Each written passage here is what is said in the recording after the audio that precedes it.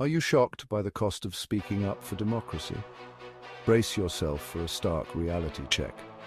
Tinayai Mapipa, a political activist from Mwenezi, Zimbabwe, has been sentenced to 20 months in prison.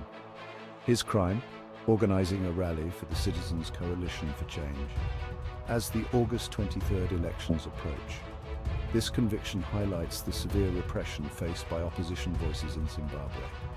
It's not just a local issue, it's a glaring violation of human rights, and a chilling reminder of the lengths to which some governments will go to silence dissent.